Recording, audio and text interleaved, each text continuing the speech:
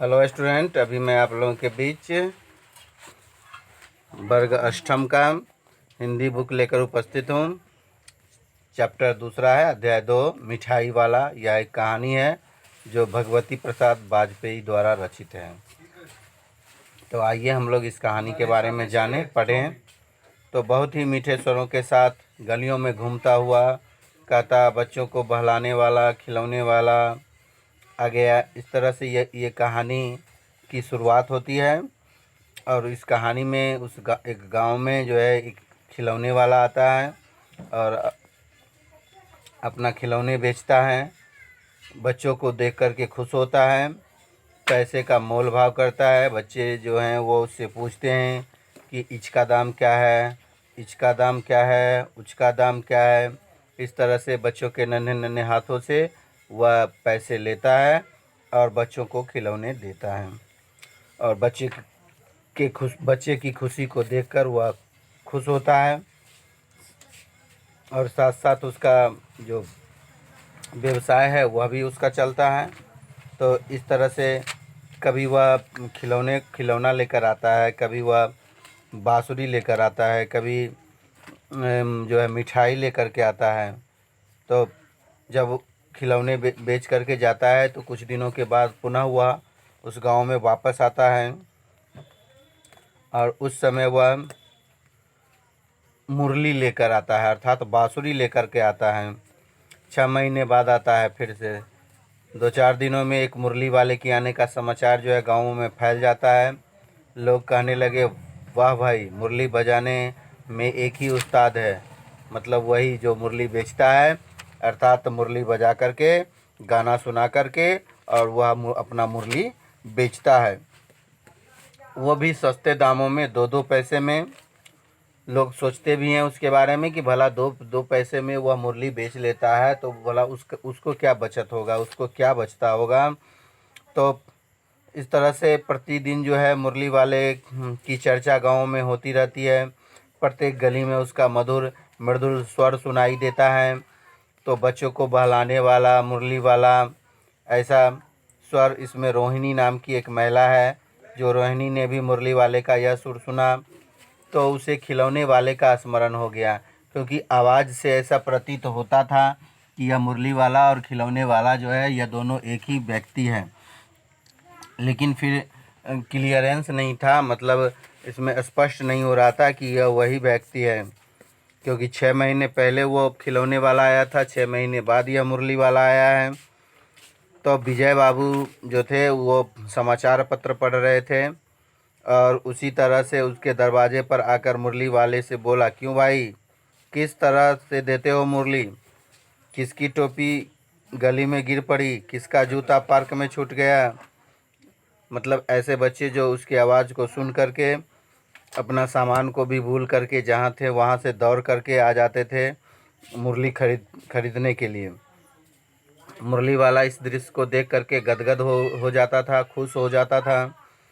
और बच्चे लोग जो है हड़बड़ी में कहते थे, हमको दो, हमको दो। तो उसमें वो कहते थे कि रुको भाई, एकाएक ही करके लो, एक एक करके लो। तो इस तरह से वह अपना मुरली बेचता। तो मुरली वाले से विजय बाबू जो है कुछ पूछे कि विजय बाबू भीतर बाहर दोनों रूपों में मुस्कुरा दिए। मन ही मन कहने लगे कि कैसा ठग है, देता सबको इसी भाव से है पर मुझ पर उल्टा एहसान लाद रहा है। फिर बोले, तुम लोगों को झूठ बोलने की आदत हो गई है, देते हो सभी को 2-2 पैसे में, पर एहसान का बोझ मेरे ऊपर लाद रहे हो। तो मुरली वाला जो है एकदम सख्त हो उठा, गुस्सा गुस्सा आ गया उसको और कहा कि आपको क्या पता बाबूजी कि असली लागत क्या है इस मुरली की? यह तो ग्राहकों का दस्तूर है कि दुकानदार मुझे लूट रहा है।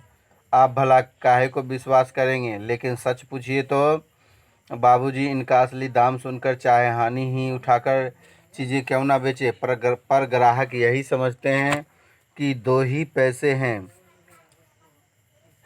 आप कहीं से भी 2 पैसे में से मुरलियाँ नहीं पा सकते हैं। मैंने पूरी तरह 1000 बनवाई है, तब मुझे इस भाव की पड़ी है। विजय बाबू बोले, अच्छा अच्छा, मेरे पास ज़्यादा वक्त नहीं है, जल्दी से 2 निकाल करके दे दो और इस तरह से मुरली वाला जो है 2 मुरली निकाल करके विजय बाबू के बच्चे को देता है। और उसके पास कई मुरलियाँ थी। बच्चे जो है रंग पसंद करते हैं, मुरली वाला उसी रंग की मुरली निकाल करके उस बच्चे को देता है जो बच्चा जैसा मुरली पसंद करता है। तो इस तरह से मुरली वाला अपना सामान बेच करके और आगे निकल जाता है। फिर कुछ दिनों के बाद सर्दियों का दिन था और वही व्यक्ति जो है पुनः मिठाई लेकर के आता है और फिर आवाज़ लगाता है कि बच्चों को बहलाने वाला मिठाई वाला स्वर सुन करके पुनः ऐसा लगता है कि वह उससे परिचित है। उस समय रोहिणी के पति विजय बाबू मकान में नहीं थे, उसकी वृद्धा दादी थी। रोहिणी उनके निकट आकर बोली, दादी चुन्नू मुन्नू के लिए मिठाइयाँ लेनी है, ज़रा कमरे में चलकर ठहराओ तो, मैं उधर कैसे जाऊँ, कोई आता न हो, ज़रा हट कर मैं भी चीख की ओट से बैठी रहूँगी। तो वह दादी जो है वो मिठाई वाले को बुलाती है। उसके पास रंग बिरंगी मिठाई होती है। दादी जो है वो उससे पूछती है कि भाई कैसे मिठाई देते हो।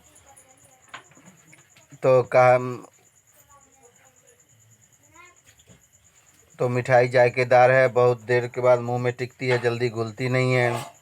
दादी बोली 16 तो बहुत कम होते हैं, भले 25 दो। मतलब वो एक का 16 देता है।